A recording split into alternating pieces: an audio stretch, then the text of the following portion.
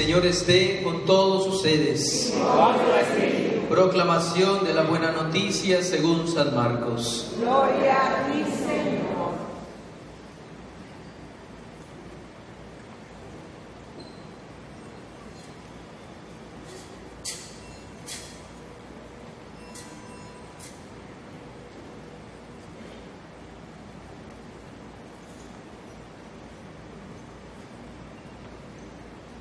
En aquel tiempo Jesús llamó a los 12, los envió de 2 en 2 y les dio poder sobre los espíritus inmundos.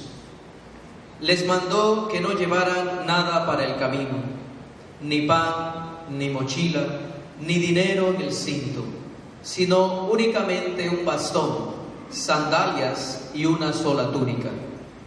Y les dijo: cuando entren en una casa, quédense en ella hasta que se vayan de ese lugar. Si en alguna parte no los reciben ni los escuchan, al abandonar ese lugar, sacúdanse el polvo de los pies como una advertencia para ellos.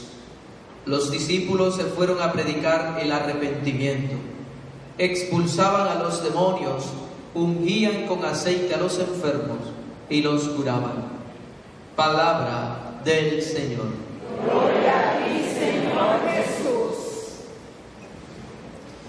Buenas noches a todos y a todas.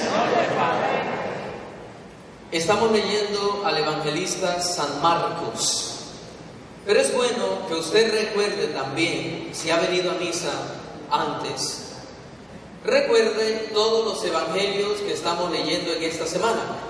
Porque la lectura que escuchamos el día de hoy es continuación del capítulo 6 que empezamos a leer el día lunes. Y la semana pasada leímos el capítulo 5. Entonces, ¿por qué es necesario que nosotros entendamos primero, antes de explicar esta lectura, los capítulos anteriores? Porque si usted se recuerda, en los capítulos anteriores habla, sobre todo el del día martes, el del día lunes, hablaba de que Jesús iba caminando en tierra de paganos. En tierra de paganos. ¿Y qué pasó en tierra de paganos? ¿Cuántos milagros hizo allá? Muchos. Porque la gente creía en él. Entonces Jesús escoge, según Marcos, Jesús escoge una cantidad de personas y los empieza a preparar, porque eso es lo primero que hace Dios. Cuando Dios escoge a alguien, lo empieza a preparar. ¿Para qué lo empieza a preparar? Para que se enamore de Él. ¿Y por qué es necesario enamorarse de Jesús? Es necesario enamorarse de Jesús porque Jesús prepara para las dificultades que vienen. Las circunstancias que vienen es la que le interesa a Jesús. Entonces Jesús primero hace lo que llamamos nosotros, entre nosotros que decimos es un cortejo, ¿verdad? ¿El cortejo? ¿Qué es el cortejo? Un enamoramiento. Y en el enamoramiento Jesús va llevando a los discípulos para ver si los discípulos le gustan lo que Él está haciendo. Y eso es lo que hemos visto en el capítulo 6, desde el capítulo 1 o el capítulo 5 en adelante. Hemos visto cómo Jesús ha llevado a los discípulos a lugares. ¿Dónde lo lleva? Primero lo lleva, el lunes leímos que lo lleva al lugar de los genazarenos,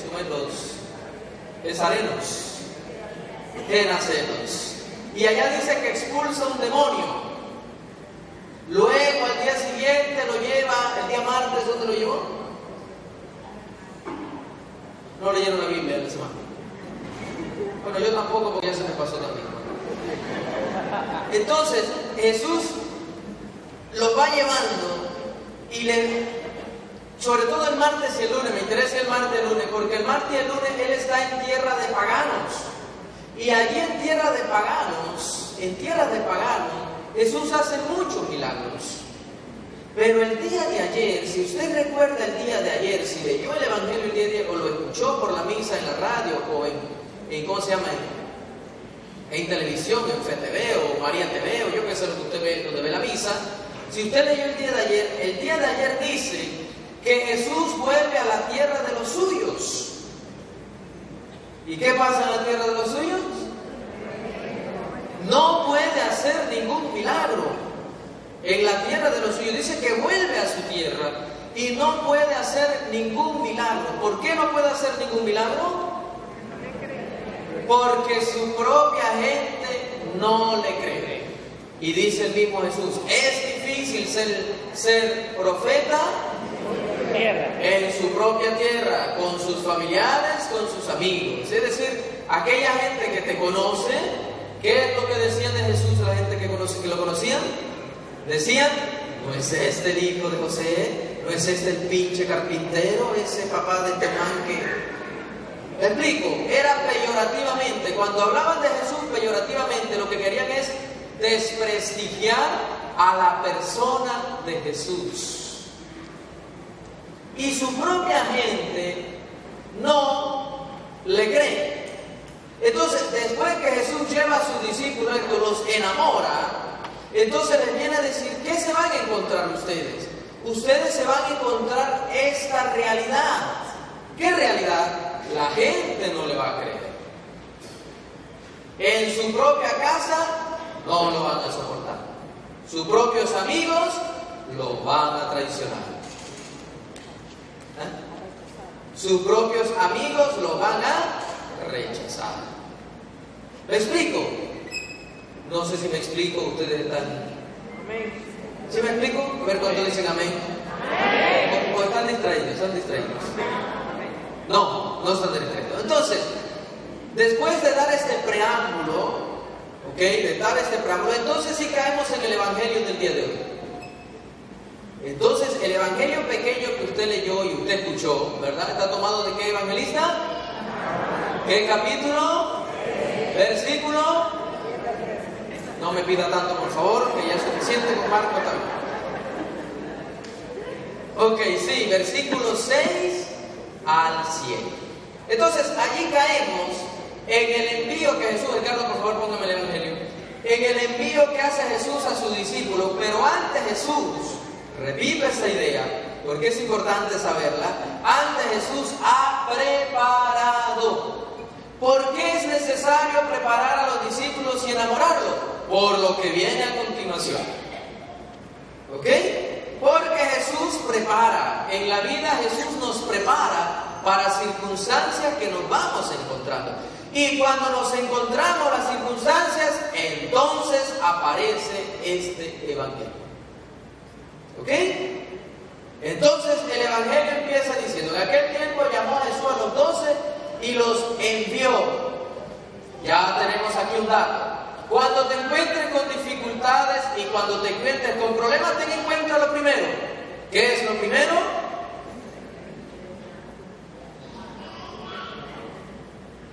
¿Qué es lo primero? ¿Cuál será el primer verbo que aparece allí? Lo llamó. Los llamó. Cuando hay dificultades, cuando hay circunstancias, lo primero que hay que recordar es que la iniciativa siempre parte de Dios. La iniciativa siempre parte de Dios. ¿Qué significa eso? Significa que a usted y a mí, ¿quién lo llamó? Dios lo llamó. Y aquel que te llamó no te dejará solo. Aquel que te llamó te va a hacer las columnas, dice la carta a los Hebreos, las columnas serán de, dijimos el jueves pasado, y vino el jueves pasado, serán de hierro, serán de hierro, dice en la carta a los Hebreos.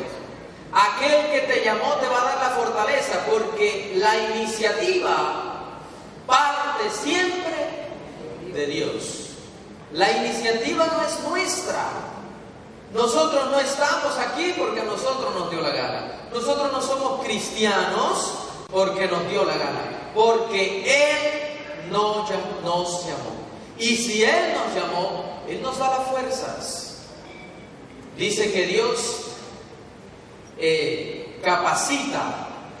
Dios nos llama a los capacitados, sino que capacita a los llamados. Y Dios no llama a los santos tampoco. Dios vuelve santo a los llamados. Démosle un aplauso al Señor por llamarnos. Lo que tenemos, lo que somos, es un llamado de Dios. La iniciativa parte siempre de Dios. Y esto es importante saberlo, y usted ponga mucha atención en esto, porque después lo que va a venir a continuación es más profundo todavía. Dios es el primero que llama. ¿Ok? Yo no pertenezco, yo no tengo una hermosa voz. El ministerio está aquí. Yo no danzo de la mejor manera. Yo no soy el mejor monaguillo porque yo soy bonito. Yo soy bonito porque Él me hizo a mí hermoso, ¿sí o no? Claro.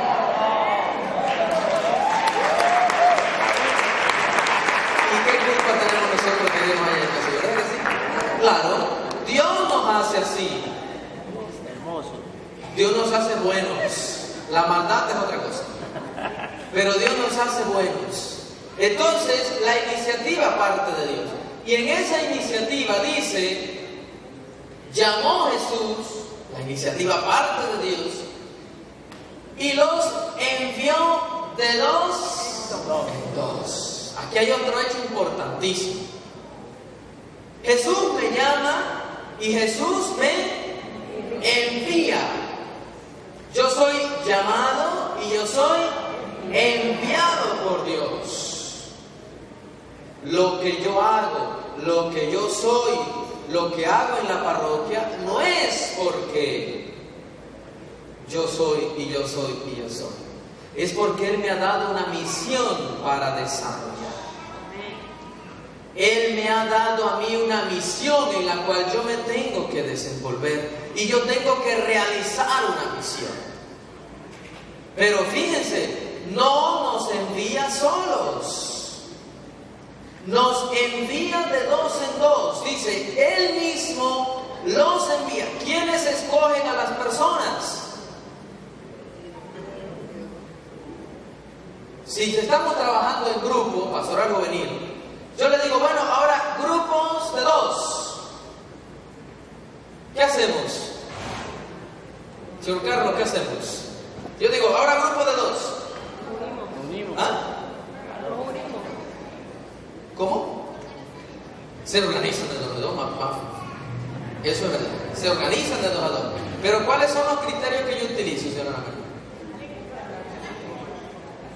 Alguien que tenga afinidad, yo alzo la mirada y digo, uy, a mí me cae bien Jorge. Jorge, ven para acá, vamos a formar grupos. Yo digo, uy, a mí me cae bien la señora Esperanza. Venga acá, señora Esperanza, vamos a hacer el grupo de dos. Pero lamentablemente, cuando Dios se llamó a usted y lo envió a usted, no le dijo, escoja a la persona con la que quiere trabajar. ¿Verdad que no, señor Carlos? No. Dios le dijo, yo te voy a dar esa persona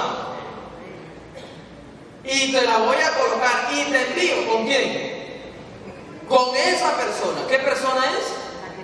La que Dios elija. La que Dios te ponga. ¿Y qué vas a hacer con esa persona que Dios te ponga en el camino? Trabajar para Él. Trabajar para Dios con esa persona que Dios te puso en el camino. ¿Podemos nosotros escoger a nuestros amigos? Sí los podemos escoger. Sí podemos escoger a nuestros amigos. Dios te da a ti la capacidad de escoger con la persona que quieres trabajar. Pues sí, te da la capacidad de escoger.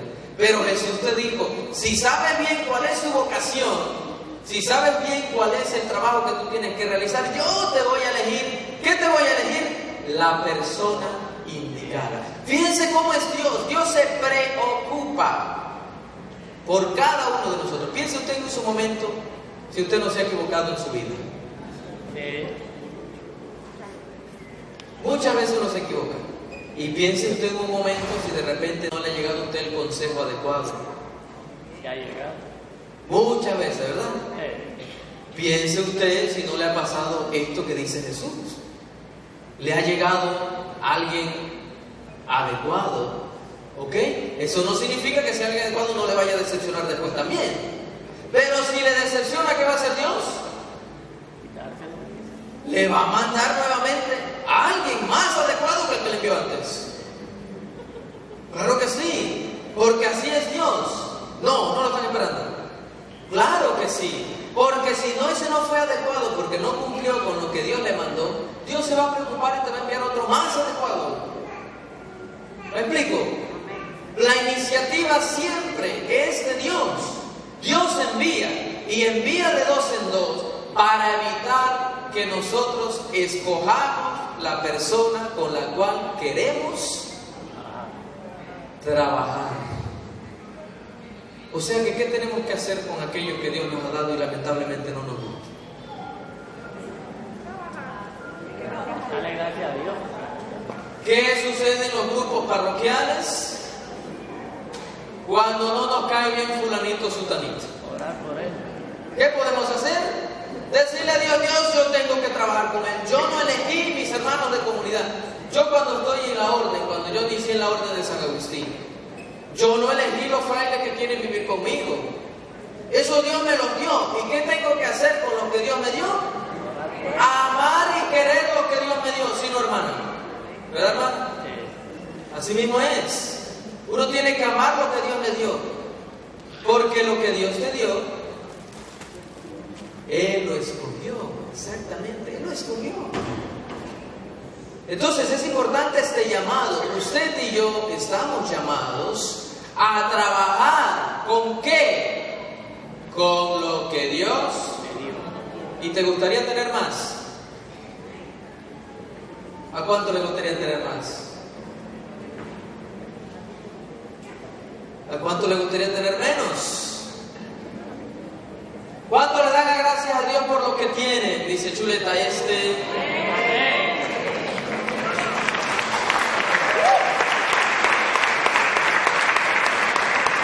¿Y le gustaría tener más? Depende. ¿Nos gustaría tener más? Para dar más. Pues el Señor hoy te dice, yo he escogido lo que tienes. Empieza a trabajar con lo que tienes. Empieza a trabajar con lo que Dios te dio, porque en la medida en que empiezas a buscar más, nunca vas a trabajar. Porque siempre vas a querer más. Y siempre vas a decir, mañana, como dijo Agustín, tras. Mañana. Y cuando se le apareció, el ángel le dijo, ¿por qué no hoy? Ya empieza ahora mismo. Y no mañana. Porque cuando uno más quiere,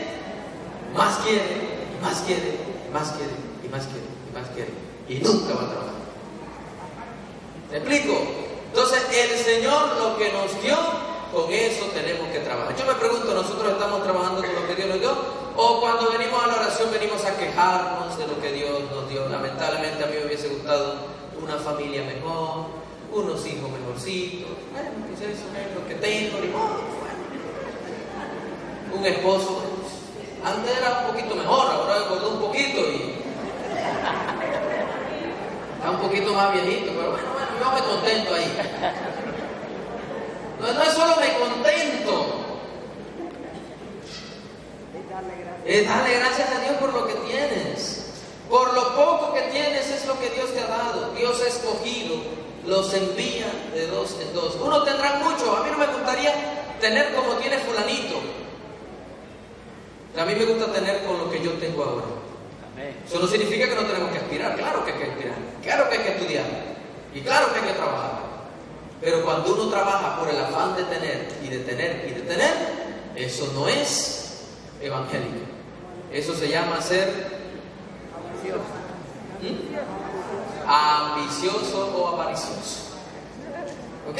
Entonces, con lo que Dios nos dio, con eso tenemos que trabajar. Por eso nos envió de dos en dos. Y fíjense lo bonito del Evangelio. Sigue el Evangelio diciendo, Les dio poder, autoridad, esto lo vamos a dejar para el último, ¿ok? Esto es más importante. Le dio autoridad sobre los espíritus inmundos, les encargó que llevaran para el camino un bastón y nada más. Pero ni pan, ni alforja, ni dinero suelto en la faja, que llevaran sandalias, pero no una túnica de repuesto. ¿Usted se imagina eso? Usted empieza a decir, bueno, y ni alforja, ni pan, ¿y de qué voy a comer? ¿De qué vamos a comer si dice que no llevemos ni pan, ni ¿dónde vamos a dormir? Vamos a preguntarle a los peregrinos cuando fueron allá a la vigilia, ¿qué llevaron en su maleta? ¿Qué llevaron en la maleta? Usted cuando vaya de viaje, ¿qué lleva en su maleta? Ay, almohada. Una almohada de un corazón. La manta. Una sábana, ¿qué más? Las mujeres, ¿qué llevan en su maleta? De todo. Vale, no vamos a preguntar eso, no vamos a preguntar. ¿Cuántos pares de zapatos lleva una mujer en su maleta? Ay, Dios mío. Uno nada más. Para llevar zapatos. Dos. Bueno, este para mañana, este para pasado mañana, este para miércoles, como vamos a ver el presidente Varela, este toca viernes. ¿Verdad? Se llevan muchas cosas. Pues el Señor hoy te dice que si sabes que Él te dio la vocación, si sabes que Él te llamó, si sabes que Él te ha dado, lo que te ha dado es suficiente. Lo que nos ha dado es suficiente, y que en nuestra maleta dice lo que tenemos que llevar. Miren lo que tenemos que llevar en nuestra maleta. Solamente un bastón. Un bastón nada más. Y nada más. No tenemos que llevar comida. ¿Cuántos llevan comida? No, porque yo sufro de esto, yo sufro aquello, yo sufro esto, patilla aquí, patilla allá. No dice eso, dice un bastón y nada más. Pero ni pan, ni alforja, ni dinero suelto en la faja, dice tarjeta de crédito, porque en todos lugares te van a ir para pasar la tarjeta. Ni dinero suelto, es decir, que no lleves nada. ¿Por qué el Señor manda que no llevemos nada? Por dos motivos. Primer motivo, que no hay que meter nada en la maleta, porque cuando tú metes algo en la maleta, tú vives preocupado toda tu vida por lo que tienes en tu maleta. Eso es cierto. Jesús quiere invitarnos a despreocuparnos. ¿Cómo? Desprendernos. Esa es la primera opción. ¿Por qué Jesús? Eso no puede ser literal. Usted dice, no, si yo estaba hablando de ese tiempo, eso para mí no es. Si yo voy de viaje para allá para Chiriquí, si yo voy para Chiriquí, yo tengo que meter en mi maleta un montón de cosas. ¿Cómo yo no me voy a ir con un bastón? Y aparte y sobra, que Dios te lo da. Pero lo primero que Jesús dice, lo primero que dice Jesús, que ¿por qué no hay que meter nada en la maleta? Para preocuparnos. Para despreocuparnos de las cosas que tenemos en la maleta. ¿Y por qué hay que despreocuparse de las cosas que hay en la maleta? Porque tu horizonte no es la maleta. Tu horizonte es Jesús. Y cuando tu vida, lo más importante es Jesús, tu maleta va llena. Pero llena de Jesús. Denle un aplauso a Jesús. Cuando mi maleta está llena de Jesús, llena de Dios, llena del Espíritu Santo. Cuando va llena no necesitas más nada, no necesitas sandalias, no necesitas alforja, no necesitas pan, porque todo lo tienes en Jesús. Y no te preocupa la maleta, porque nos van y me la roban. Yo no sé si llegó, de repente allá en el aeropuerto llegó el avión, la maleta no llegó, allá la máquina y los recuerditos, ¿qué pasó aquí? Uno vive preocupado, ¿sí o no? Sí. Claro, Jesús lo que quiere hacer es que te despreocupes de qué es lo que llevas en la maleta. Segunda razón, ¿por qué no hay que meter nada en la maleta? Porque si te llega a faltar algo en la maleta, ¿qué pasa si te llega a faltar algo en la maleta? Él te lo va a dar, porque Él está allí en tu maleta. Si tu maleta está llena de Jesús y te llega a faltar algo, Él mismo va a proveer aquello que necesitas. Por eso Jesús dice, no vivas preocupado por la maleta, Vive feliz y contento, porque yo te voy a dar lo que necesitas. No necesitas más nada. Por eso dice, no lleves nada. Si vas de misionero, no necesitas más nada. ¿Por qué no necesitamos más nada? Porque ya lo tenemos todo. Ese es el sentido de no llevar ni alforja, no llevar dinero y en la maleta. ¿Y cómo nos cuesta viajar? ¿Verdad que sí? No me dijeron los peregrinos que llevaron en su maleta el cepillo de dientes, champú, jabón de baño, papel higiénico, nada de eso. ¿Ah? Pan y agua nada más. Usted imagínese que agarremos literal este evangelio. ¿Ah? Que agarremos literal este evangelio y que realmente cuando vayamos a enviar no llevamos nada de eso. Pero Jesús está hablando de la vida. Jesús no está diciendo que vamos a ir a Chiriquí, vamos a ir a Los Santos, vamos a ir a Costa Rica, vamos a ir a España. Jesús no está hablando que vamos a tomar un avión y vamos a tomar tren. Jesús está diciendo, el tren de la vida, cuando llenas mucho tu maleta, vives preocupado por las cosas que tienes en tu maleta. Y el único que tiene que estar en la maleta es Él, el amor a Él. Y si te llega a faltar algo, Él proveerá. Lo que necesites, Él lo proveerá. Por eso no es necesario más nada. ¿Me explico? Y tercer punto, dice, pase por favor, Edgardo. Y añadió, quédense en la casa donde entren hasta que se vayan de aquel sitio. Y si en un lugar no los reciben ni los escucha, al marcharse sacúdanse el polvo de los pies para probar su culpa. Eso, quédense en la casa donde entren hasta que se vayan. Y si no lo aceptan, tranquilos. ¿Cuántas veces nos preocupan cuando la gente no hace lo que uno le dice, verdad? ¿Cuántas veces nos preocupan qué hace la vida del otro y qué hace la vida de su tarifa? A veces nos preocupa más la vida del vecino que nuestra propia vida en la casa. ¿Verdad que sí? Las preocupaciones nos tienen tan... Y vivimos pendientes de la vida de los demás, que si ese es más feliz, que si ese gana más, que si él mire tiene carro, yo quiero tener carro también. Ese tiene una buena casa, yo quiero una buena casa también. ¿Me explico? Uno vive preocupado y Jesús dice, no te preocupes de eso, porque el Evangelio es libre y voluntario. Si algunos aceptan lo que tú le dices, amén, gloria a Dios. Y si no lo aceptan, dile al Señor, Señor, gracias por permitirme venir a esta casa. Tú verás, Señor, lo que tú haces con ellos. Bendícelo igual que me estás bendiciendo a mí. Pero usted, cuando alguien no le hace caso a usted, ¿qué es lo que usted hace? Cuando usted le habla de Dios a alguien y alguien no ni le pone atención, ¿usted qué hace? Orar por él. Todos oran por él. Cuando su esposo no viene aquí a la iglesia, o su hijo no viene aquí a la iglesia, o su hija no viene a la iglesia, o sus hijos no vienen a la iglesia, y usted viene ahí hablando, y usted ya... O cuando usted ve que su esposa ya no cambia, ya no hay manera de cambiar, esta mujer ya, o este hombre ya es imposible, ya.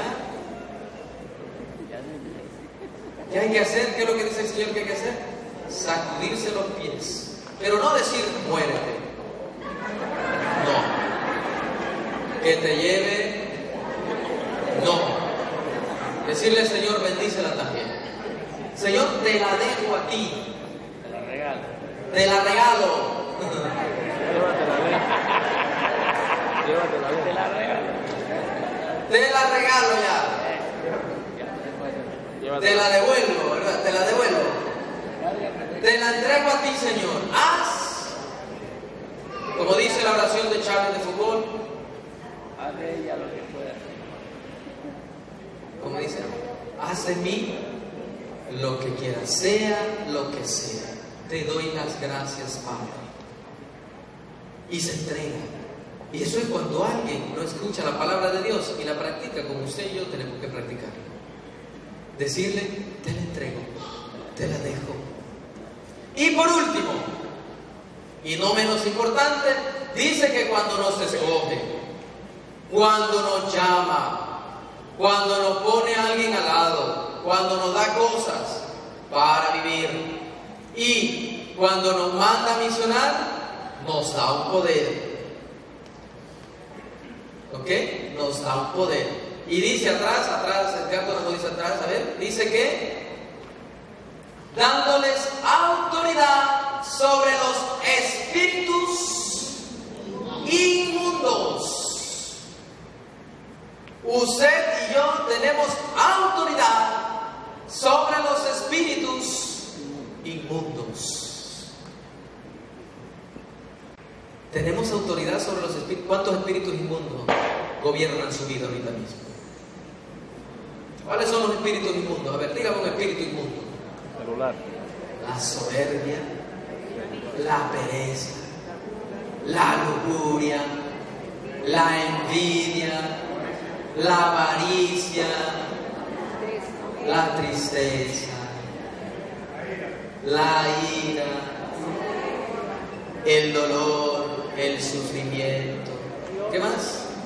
El odio. ¿Qué más? La soberbia, el rencor. ¿Qué más? Jóvenes, ¿cuáles son los espíritus inmundos?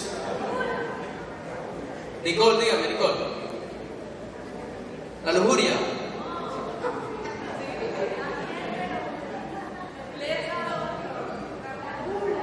La gula. Ok, todos esos espíritus. Y hay más. Hay muchos más. ¿Cuántos de esos espíritus están gobernando su vida en el día de hoy? Ay, mi vida ninguno.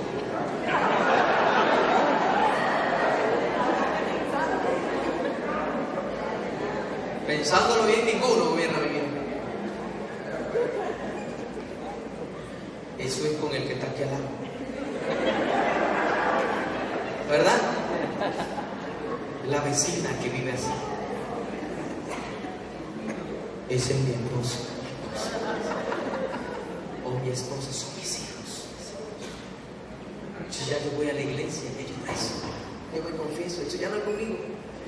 Voy a llevárselo a los hijos y se lo voy a decir a los hijos. Ahora esta noche se lo voy a decir a los hijos. ¿Cuántos de esos espíritus inmundos gobiernan su vida hoy? Vamos a pedirle al Espíritu Santo cuando venga Jesús a Eucaristía. Y voy a dejarlo hasta allí.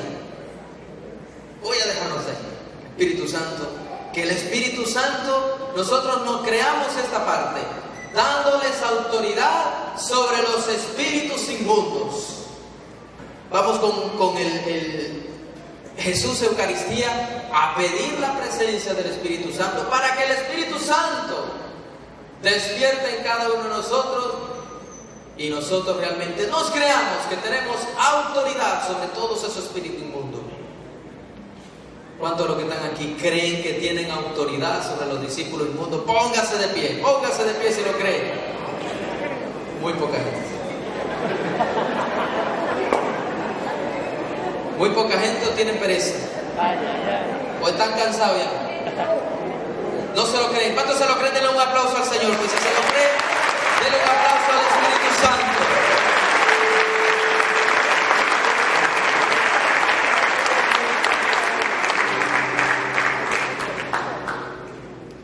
Vamos a orar por nuestras necesidades.